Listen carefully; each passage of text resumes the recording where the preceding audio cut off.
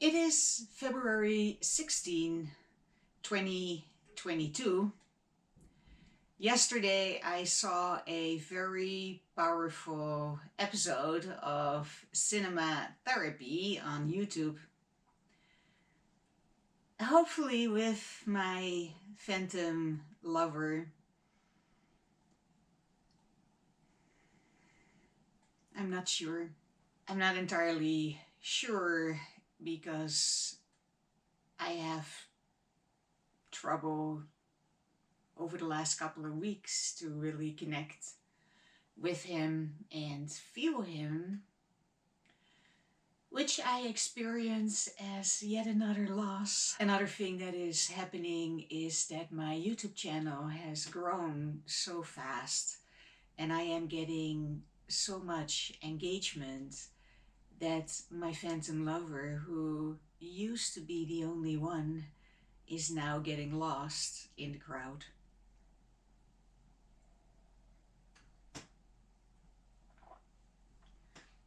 And as much as I would like to talk about my Phantom lover, I would much rather talk with my Phantom lover. And I'm still hopeful that one day that will happen. I will link the Cinema Therapy episode to this video in the end screens. It was a very powerful session for me. I consider watching Cinema Therapy actual therapy because it always moves me and mirrors something to me that I need to look at, that I need to gain a deeper understanding of. And Jonathan and Alan are just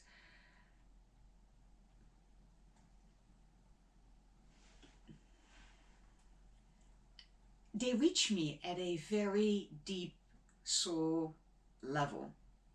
And I resonate deeply with both of them. And there were a couple of episodes that didn't resonate with me like super deeply, but only a handful. I must have seen almost every episode by now, and I watched them cover to cover, fade in to fade out. If I had ever any doubt that online content could actually transform and be powerful and provide for learning and growth and healing and transformation and for spiritual depth and for connecting with one another. If I ever had any doubt, Alan and Jonathan just obliterated it through their channel, Cinema Therapy.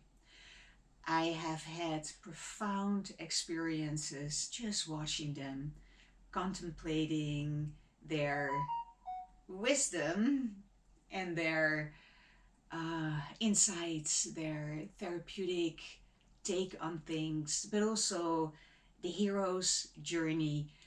It all comes together for me in a way that is chicken soup for the soul. And Cinema Therapy has been instrumental in my ability to cope with the stress that is currently happening in my life. It helps me to deepen my understanding of A Course in Miracles, even though Jonathan and Alan may never have heard of the book. But somehow they are embodying the teachings nevertheless. So yesterday's session was extremely powerful, and it reiterated this fundamental concept of choice between love and fear, between feeling connected to others around you, your brothers and sisters, your fellow human beings, or feeling in competition with one another, feeling fearful or threatened by your fellow human beings.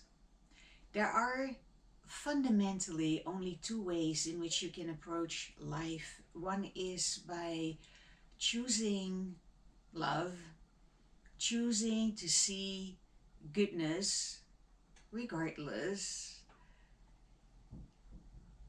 and choosing to have faith that every single person that walks this earth was a divinely inspired creation and still is supported by God, otherwise they wouldn't have life, and therefore everybody's worth is just inherent in their being.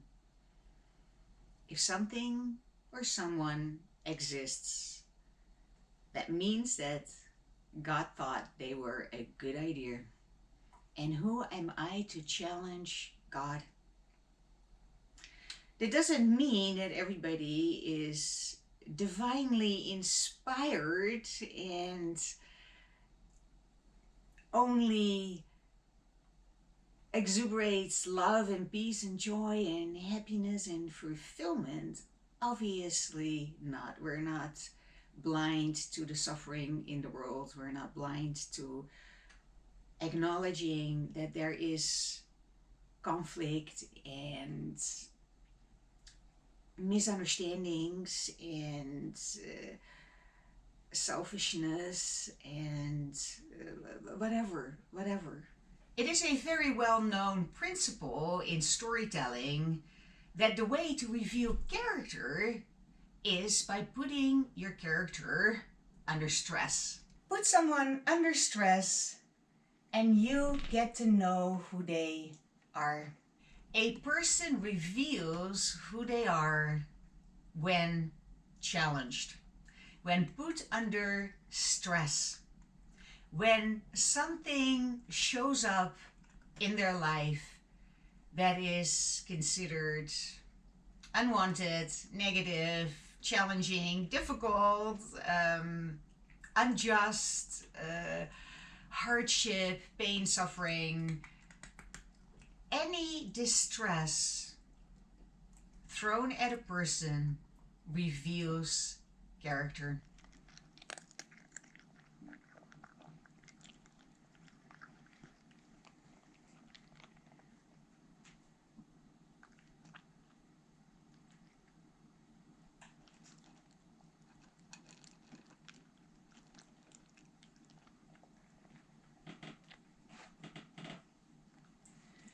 A Course in Miracles challenges us to choose love regardless, to choose to look upon one another through the eyes of God, who loves unconditionally and who looks past mistakes, past misunderstandings, and what the Course calls errors.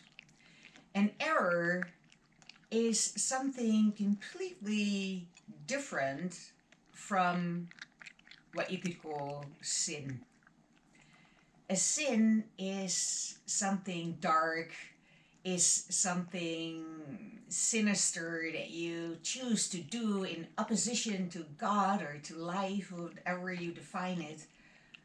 Whereas an error is merely a mistake, and mistakes are there to be corrected, not to be punished.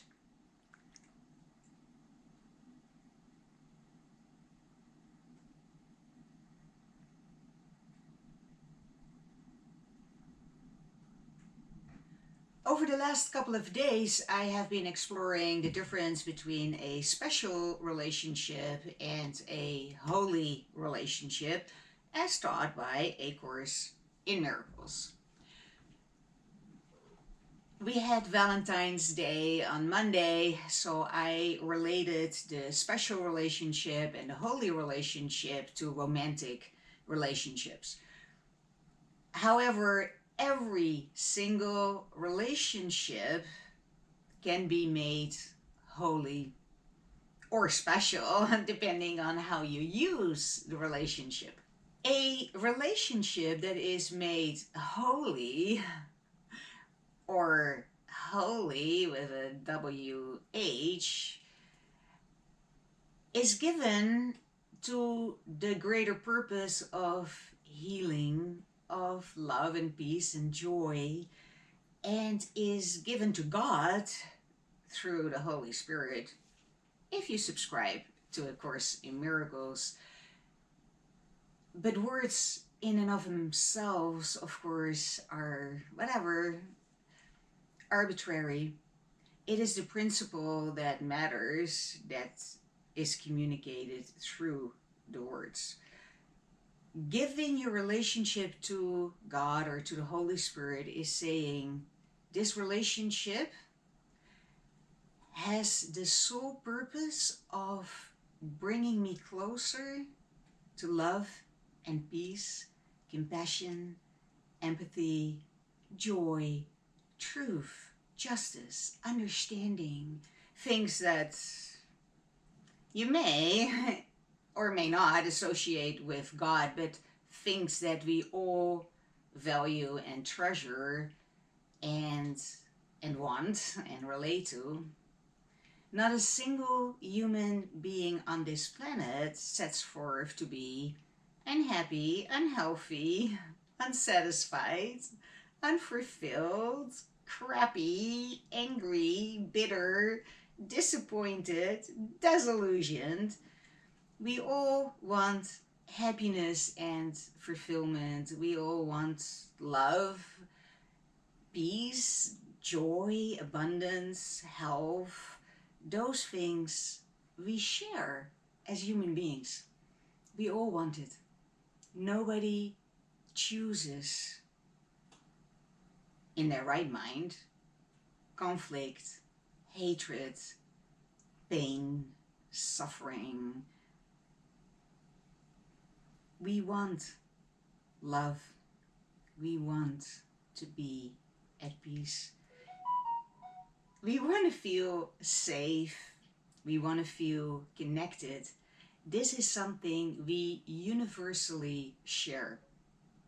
And once we recognize that need in ourselves and in our brothers and sisters, our fellow human beings, then offering the relationship to that goal of love and peace and joy and happiness and connection and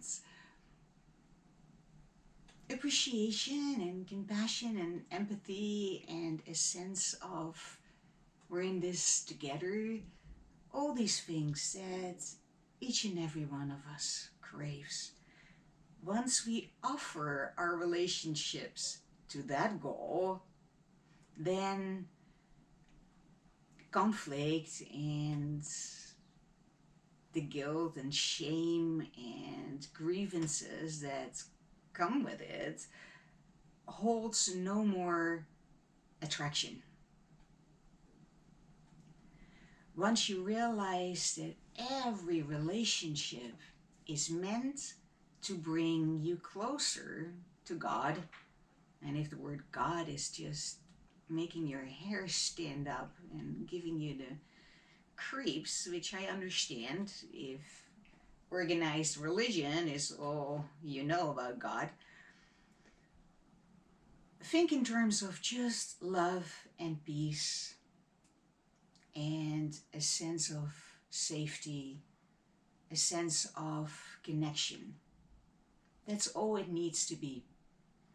If the whole religious, spiritual hooey just puts you off, think love.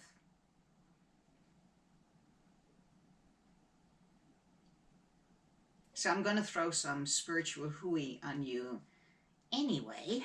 Bear with me. So what happens to a relationship once it is given to God is a question that I asked Jeff, I believe yesterday, and it's already on YouTube. I will link that video to this one. And here I opened the course rather randomly, and it is providing a very similar answer as Jeff gave yesterday in the barn.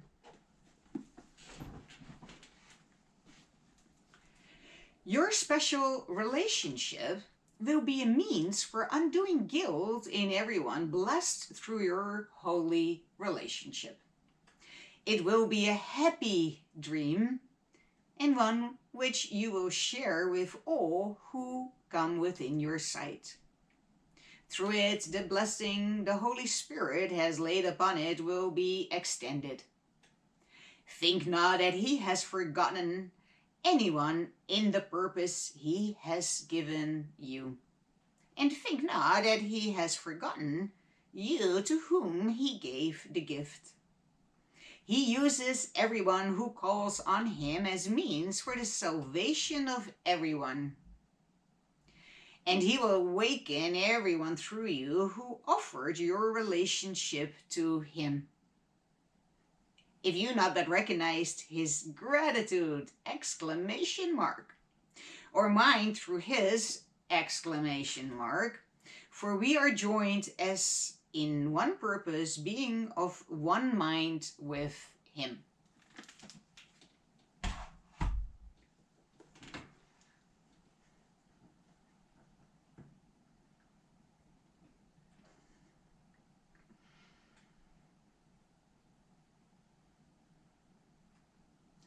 Once you recognize that your only goal is indeed peace and love, and the only function every relationship has in your life is to bring you closer to peace and love by choosing it regardless of how circumstances show up for you or how your brother appears to be. If I can hold the truth of who my brother is firmly in my mind, regardless of the illusions of himself that he may believe in, I simultaneously hold the truth of who I am in my mind. As soon as I condemn anyone, I condemn myself. Because it is in the condemnation that the illusion is introduced. If I declare any of my brothers unworthy of my love, then I declare that a part of creation is unworthy. And because I am part of creation, I condemn myself to be unworthy. I introduce the thought that God could give rise to something vile and ugly and hateful and therefore worthy of attack, worthy of condemnation. The fundamental teaching of A Course in Miracles is that there is only love. And the absence of love, or the seeming absence of love, is merely a fear-based illusion. If any part of creation can be bad and wrong and evil and sinful and therefore destructive and negative and whatever words you want to put on it, that makes God imperfect. That makes the whole foundation on which reality rests a toss-up between the good and the bad.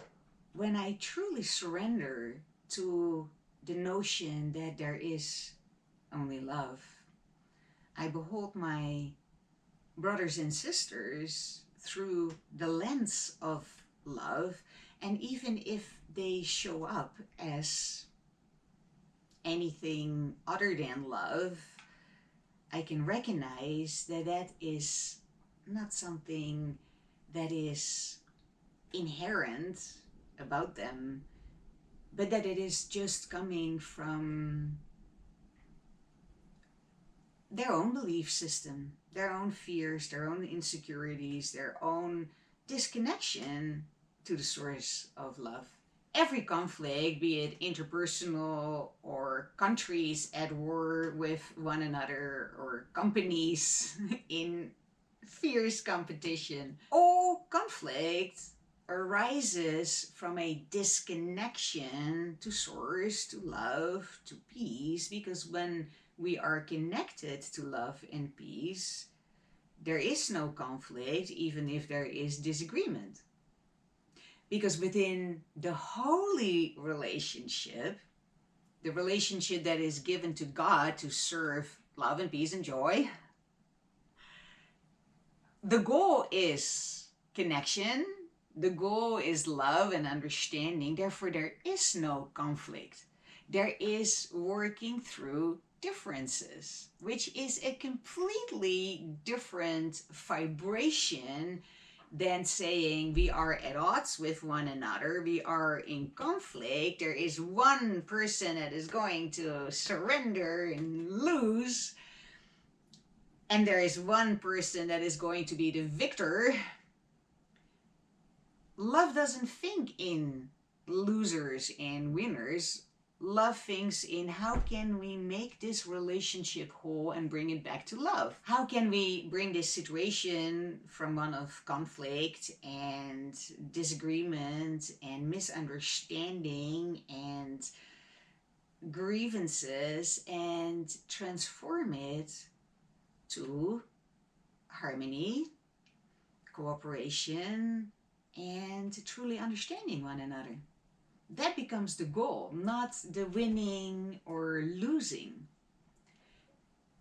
In a special relationship, the whole idea is what can I get from you that I believe I don't have?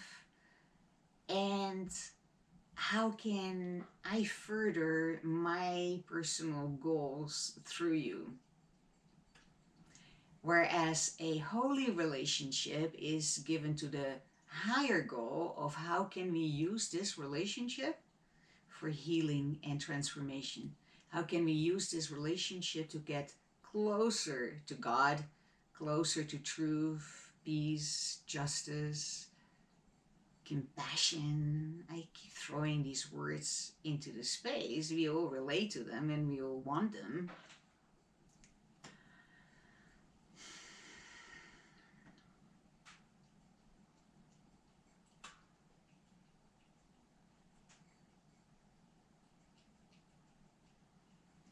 Oh, oh, come on. That's a nice shake. What the hell? Get out of there. Living with animals. She only licked the rim.